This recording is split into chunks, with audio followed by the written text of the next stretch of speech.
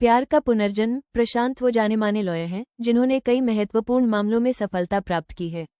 वो हाथ में कोट ड्रेस लिए हुए अपने रूम के अंदर आता है। सामने उनके डैड सोफे में बैठकर बुक पढ़ते हैं। उसे देखते ही कहते, प्रशांत डैड आ गए, तुम्हारा ही इंतजार कर रहा था। तुम्हारे डेस्क पर एक लड़की का फोटो है, देखकर बताना कैसी है। मुझे मैरिज ब्रोकर को जवाब देनी है। वो सर हिलाकर अंदर चला जाता है और एक सोफे में जाकर बैठ जाता और गहरी सोच में रहता। फिर एक बुक निकल कर पढ़ता। तभी उसकी नज़र उल्टे रखे हुए फोटो पे पड़ती। वो फोटो को उठाकर देखता है। फोटो को देखते ही उसके चेहरे में एक अलग स्माइल आ जाती है। फिर कुछ देर देखने के बाद फोटो को स्टडी बुक में रख देता है।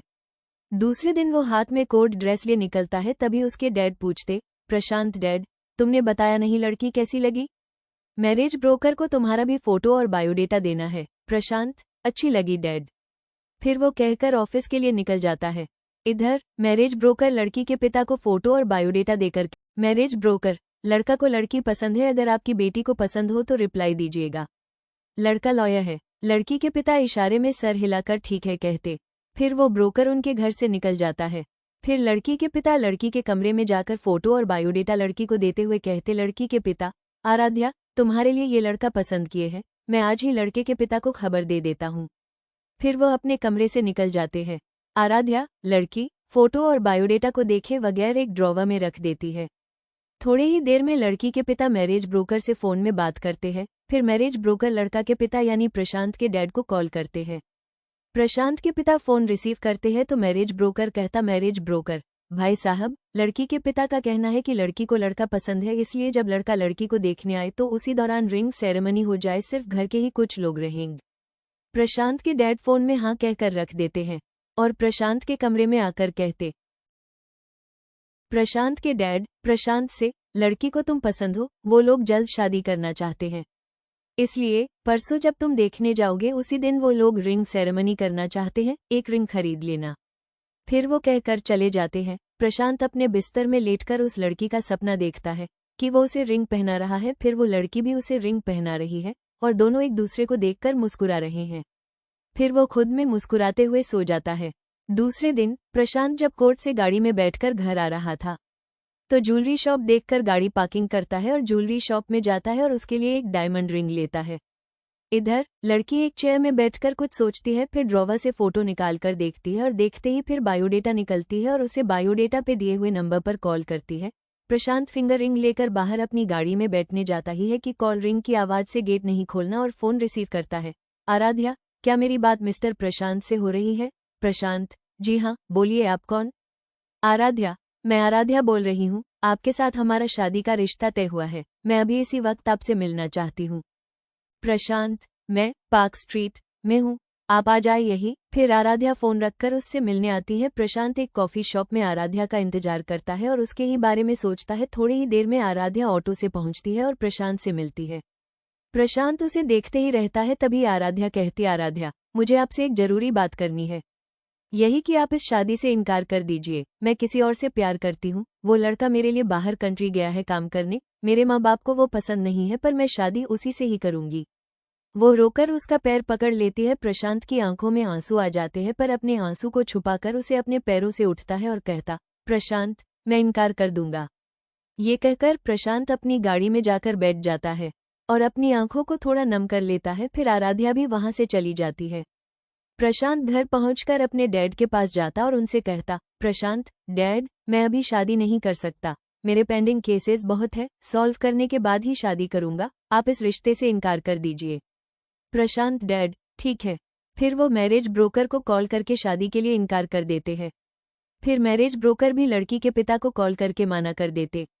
1.5 साल बाद प्रशांत अपने ऑफिस में सामने खड़े मैनेजर से कहता, प्रशांत, जल्दी पैकअप करो, कोर्ट में हायरिंग है।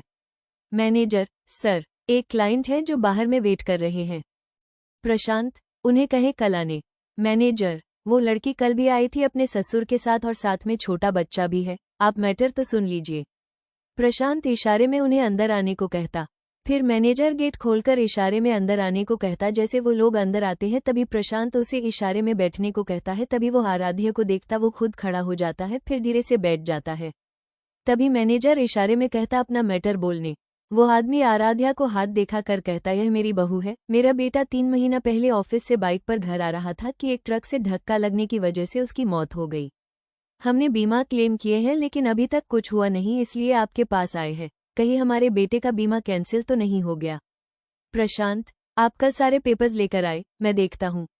फिर वो लोग चले जाते हैं। मैनेजर भी बाहर निकल जाता है। तभी प्रशांत एक रैक से बुक निकलता है। उस बुक में आराध्या का फोटो रहता है।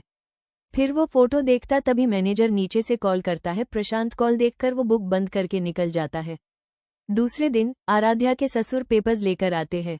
प्रशांत सारे पेपर्स को गौर से देखता है। तभी आराध्या के ससुर कहते, ससुर सर आपका भला होगा अगर मेरे बेटा का बीमा का पैसा दिल देंगे, मेरी बहू और पोती का कुछ भला हो जाएगा। ये कहते वक्त उनकी आंखों में आंसू आ जाते हैं। दूसरे दिन आराध्या के ससुर पेपर्स लेकर आते हैं।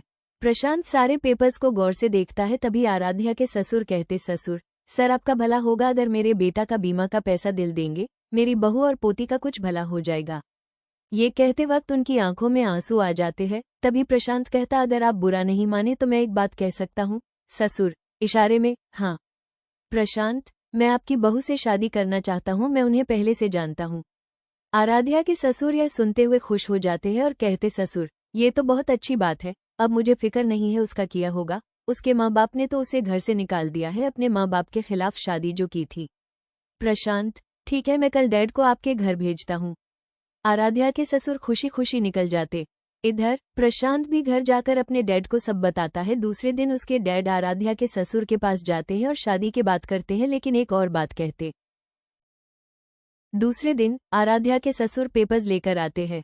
प्रशांत सारे पेपर्स को गौर से देखता है। तभी आराध्या के ससुर कहते, ससुर सर आपका भला होगा अगर मेरे बेटा का बीमा का पैसा दिल देंगे, मेरी बहू और पोती का कुछ भला हो जाएगा। ये कहते वक्त उनकी आंखों में आंसू आ जाते हैं। तभी प्रशांत कहता, अगर आप बुरा नहीं माने तो मैं एक बात कह सकता हूँ। ससुर इशारे में, हाँ। प्रशांत, मैं आपकी बहू से शादी करना चाहता हूँ, मैं उन्हें पहले से जानता हूँ। आराध्या के ससुर यह सुनते हुए खुश हो जाते हैं और कहते, ससुर ये तो बहुत अच्छी बात है, अब मुझे फिक्र नहीं है उसका किया होगा। उसके माँ बाप ने तो उसे घर से निकाल दिया है, अपने माँ बाप के खिलाफ शादी जो की थी। प्रशांत, ठीक है मैं कल डैड को आपके घर भेजता हूँ। आराध्या के ससुर खुशी खुशी निकल जाते। इधर प्रशांत भी घर जाकर अपने डैड को सब बताता है। दूसरे दिन उसके डैड आराध्या के ससुर के पास जाते हैं और शादी की बात करते हैं, लेकिन एक और बात कहते। प्रशांत, अभी कल मिलते हैं ना, अभी तो रात हो गई है। आराध्या, ठीक है कहकर फोन रख देती है। प्रशांत भी वो रिंग फिर से अलमीरा में रख देता है। दूसरे दिन प्रशांत कैफे में आराध्या का इंतजार करता है। तभी आराध्या आती है और कहती, आराध्या आप इस शादी से इनकार कर दीजिए, मैं अपनी बेटी को छोड़कर शादी नहीं कर सकती। आपके डैड मेरी बेटी को एक्सेप्ट नहीं करना चाहते हैं। मैं आपके पैर पकड़ती हूँ। वो उसके पैर के नीचे गिरकर हाथ जोड़कर यह कहती है, फिर उसे उठाकर कहता, आप घर जाइए। फिर खुद प्रशांत वहां से निकल जाता है। आराध्या वहीं बैठकर रोती है। शादी वाला दिन प्रशांत दूल्हा बनकर अपने दोस्तों के साथ आराध्या के घर जाता है। आराध्या दुल्हन बनी प्रशांत के पास मंडप में आती है। फिर सिंदूर की रस्म होता है। फिर वो दोनों आशीर्वाद लेकर निकलते हैं। तभी प्रशांत आराध्या के ससुर के गोद बच्ची को अपने गोद में लेता है। प्रशांत के डैड खड़े होकर देखते हैं और आराध्या को पकड़कर गाड़ी की तरफ जाता है। आराध्या प्रशांत को देखकर मुस्कुराती है। द एंड, रिटन बाय शाकरा पावीन।